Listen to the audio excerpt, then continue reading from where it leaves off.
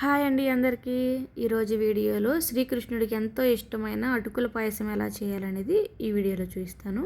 ఒక చిన్న బౌల్లో 3/4 కప్పు అటుకులు అయితే తీసుకున్నానండి. తీసుకొని 2 టైమ్స్ వాష్ చేసుకొని పక్కన పెట్టుకోవాలి.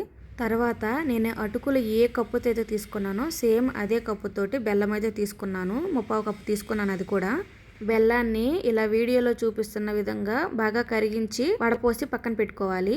తరువాత స్టవ్ పైన కడాయి పెట్టి గీ వేసుకొని గీ బాగా హీట్ అయిన తర్వాత డ్రై ఫ్రూట్స్ వేసుకొని ఫ్రై చేసుకొని పక్కన పెట్టుకోవాలి. అదే గీలో ముందుగా వాష్ చేసి పక్కన పెట్టుకున్న అటుకులు వేసుకొని ఒక 2 మినిట్స్ ఫ్రై చేసుకోవాలి. ఇలా 2 మినిట్స్ ఫ్రై చేసుకున్న తర్వాత 3/4 కప్పు అటుకులకి నేను 2 కప్పులు మిల్క్ వేస్తున్నానండి. మిల్క్ వేసుకొని బాగా కలుపుకోవాలి.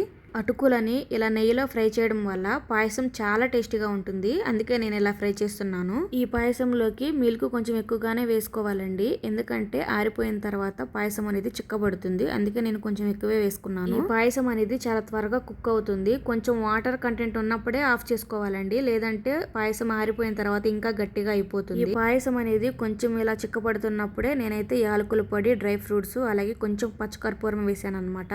వేసిన తర్వాత స్టవ్ ఆఫ్ చేసుకొని ముందుగా కాచి చల్లార్చిన బెల్లం పాకం కూడా వేసుకొని బాగా కలుపుకోవాలి. ఫైనల్గా ఇలా డ్రై ఫ్రూట్స్ సర్వ్ చేసుకుంటే ఎంతో టేస్టీగా ఉండే శ్రీకృష్ణుడికి ఇష్టమైన అటుకుల పాయసం రెడీ.